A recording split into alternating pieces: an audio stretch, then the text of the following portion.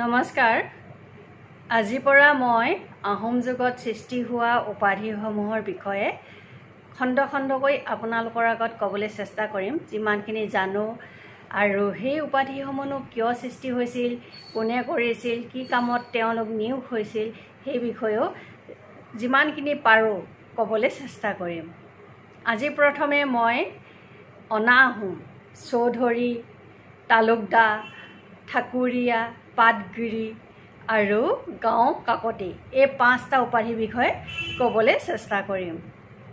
যদিও কামৰূপখন আহোমসকলে 1700 শতিকা আগৰ পৰাই শাসন কৰি আছিল, কিন্তু সম্পূৰ্ণৰূপে আহোমৰ অধীনলৈ কামৰূপখন যোৱা নাছিল। আৰু সেই সময়ত কামৰূপত বৰফুকন, চৰাফুকন ৰাজখোৱাসকলে পৰগনাত ভাগ কৰি লৈ শাসন কৰি আছিল।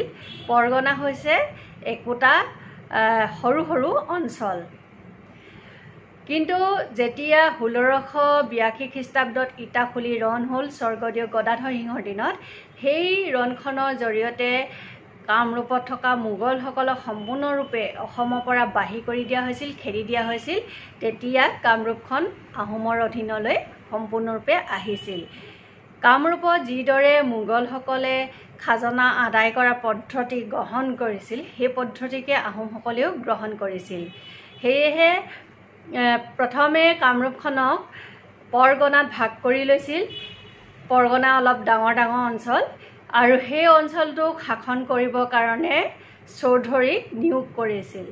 আৰু পৰগনাবিলাকক সৰু সৰু কৰি আকৌ ভাগ কৰিছিল। সেই ভাগবিলাকক তালুক বুলি কোৱা হৈছিল, আৰু তালুক শাসন কৰিবৰ কাৰণে তালুকদাৰক দিয়া হৈছিল। চৌধুৰী আৰু তালুকদাৰ তলত ঠাকুৰীয়া, পাটগিৰি আৰু গাঁও কাকতি এই 3জন লোক আছিল।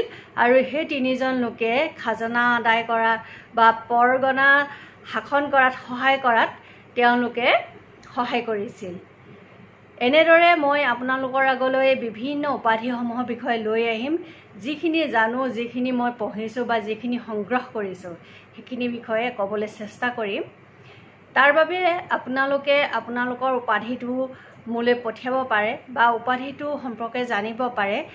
আৰু তাৰ কাৰণে আপোনালোকে মোৰ পেজটো লাইক, শ্বেয়াৰ, কমেণ্ট আৰু ফ'ল' কৰিবলৈ নাপাহৰিব। ধন্যবাদ।